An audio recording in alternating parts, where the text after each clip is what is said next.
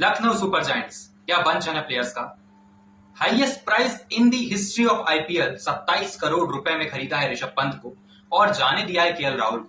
2022 और 2023 में third finish किया था, लेकिन एक गलती जो कि केएल राहुल से हुई या मैनेजमेंट से या फिर पूरी टीम से, उसकी वजह से इन्होंने केएल राहुल को जाने दिया। अब केएल राहुल दिल्ली कैपिटल्स में है and now their captain is Rishabh Pant. जी हाँ, ऋषभ पंत को इन्होंने 27 करोड़ रुपए में जरूर खरीदा है, लेकिन देखते हैं क्या रहेगा लखनऊ सुपर जायंट्स का स्क्वाड और क्या वहां पर वो अटल बिहारी वाजपेयी स्टेडियम में कमाल कर पाएंगे।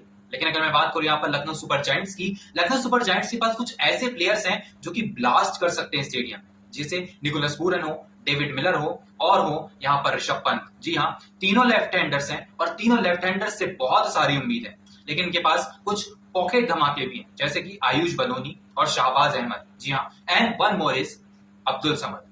अगर बात करें यहाँ पर एलएसजी के स्क्वाड की, तो एलएसजी का जो स्क्वाड है ना बहुत सेटल्ड दिखाई देता है। इन्होंने जो है अपनी गेंदबाजी को इंडियन रखा हुआ है, क्योंकि इन्हें पता था कि इन्हें जो सारे ओवरसीज खरीदे हुए हैं उन्हें प्लेइंग 11 में खिलाना पड़ेगा। और ऋषभ पंत का एवरेज 40 का है आईपीएल में। जी हाँ, बहुत बड़ी बड़ी एक नामचीन इनिंग्स नहीं आई है ऋषभ पंत के बल्ले से आईपीएल में। टेस्ट क्रिकेट में बहुत अच्छे खिलाड़ी हैं, लेकिन जिस तरीके का सीजन रहे हैं ना आईपीएल के, ऋषभ पंत ठीक ठाक रन स्कोर कर लेते हैं। 400 450 का season that is enough for him.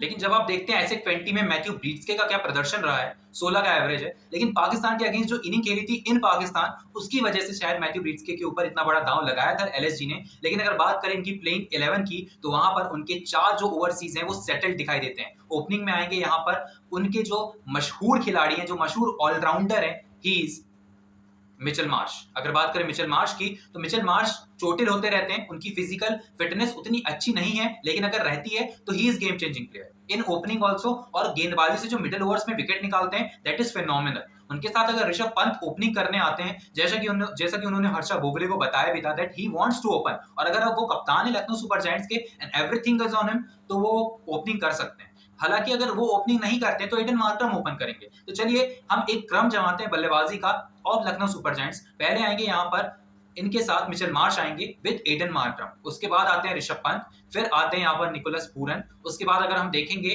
So there is one more player which is David Miller, फिर आते हैं आयुष बदोनी। आयुष बदोनी के बाद हम देखते हैं शाहबाज अहमद को या फिर अब्दुल समद को। Abdul Samad as an impact सब हम रखते हैं अभी फिलहाल के लिए। उसके बाद हम आते हैं शाहबाज अहमद पर, उसके बाद हम रवि बिश्नोई पर आते हैं। देन वी हैव 3 पेसर्स, जहां पर है हमारे पास आवेश खान, मोहसिन खान और मयंक यादव।